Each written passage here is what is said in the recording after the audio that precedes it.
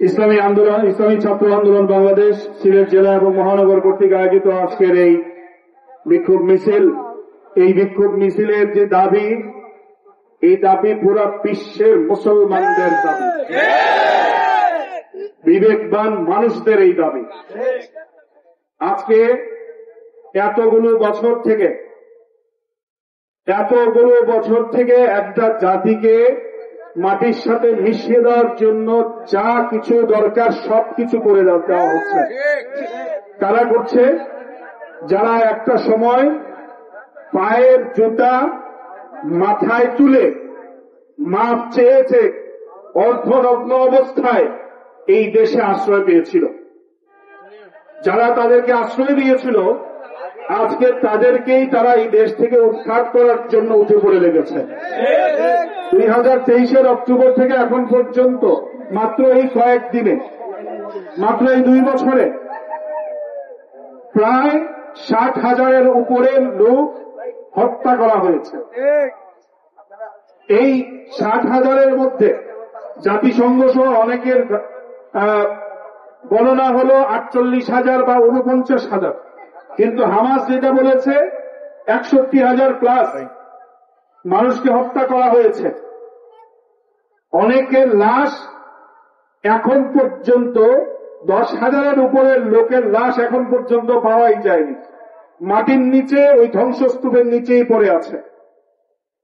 এই 61,000 বা 62,000 মানুষের মধ্যে সংখ্যা বেশি হল নারী এবং শিশু। আপনারা এখানে যারা আছেন গতকালকে সেহরি খেয়েছেন, সবাই সেহরি খেয়েছেন আলহামদুলিল্লাহ। গতকালকে ইফতার করতে পেরেছেন আলহামদুলিল্লাহ। আমরা তো নামাজও পড়ি ফ্যানের বাতাসের নিচে টাইলসওয়ালা মসজিদে বসে, আমরা ইফতারি করি অনেক বাহারি আইটেম দিয়ে, ফ্যানের নিচে এসির নিচে বসে পরিবারের সাথে সেহরিও খাচ্ছি আলহামদুলিল্লাহ, ভালো মন্দ সবাই যার যার অবস্থা অনুযায়ী।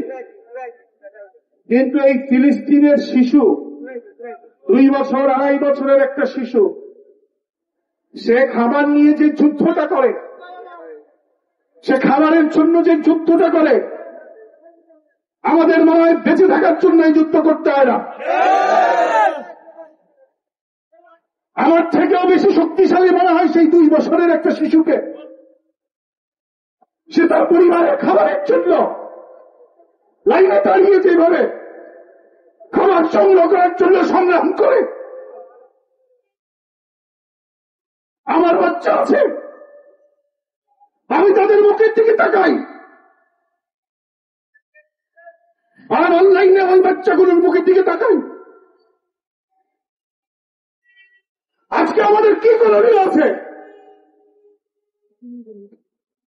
আমাদের এই ইসরায়েল গাজাবাসীদের উপরে সেই নির্মম অত্যাচার পরিচালনা করছে। আজকে বিশ্ব বিবেক বলা হয় অনেককে, এরা কোথায়? এদের চোখ বন্ধ হয়ে গেছে, এদের জবান বন্ধ হয়ে গেছে। এরা আজকে এমন একটি ভূমিকায় অবতীর্ণ হয়েছে, শুধুমাত্র তারা বিবৃতি দেয়। অনেক ইউরোপীয় রাষ্ট্র বিবৃতি দিয়েছে এই হামলার বিরুদ্ধে,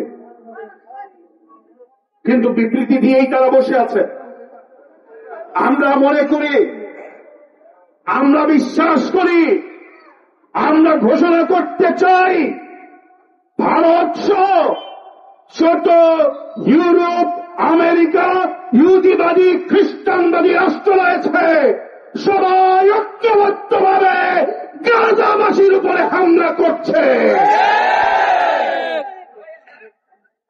এদেরকে রুখে দিতে হবে, শুধু আজকের জন্য নয়, আগামী দিনের জন্য আমাদের প্রস্তুতি গ্রহণ করতে হবে। আজকে বিশ্ব বিবেক জাগ্রত হবে না, জাগ্রত করতে হবে। আজকে বিশ্বের প্রভাবশালী রাষ্ট্রগুলোর জাগ্রত হবে না মুসলমানদের জন্য, তাদেরকে জাগ্রত করে তুলতে হবে।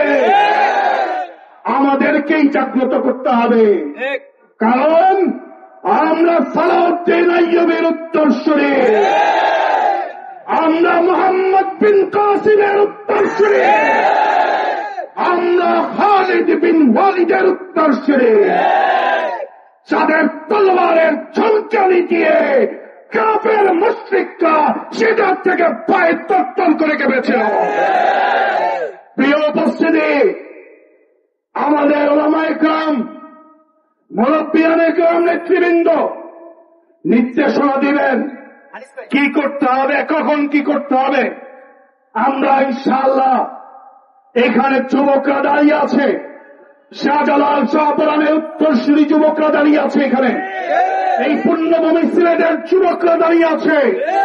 আমরা স্পষ্ট ভাষায় ঘোষণা দিচ্ছি, গাজায় যাওয়ার জন্য আমরা প্রস্তুত রয়েছি।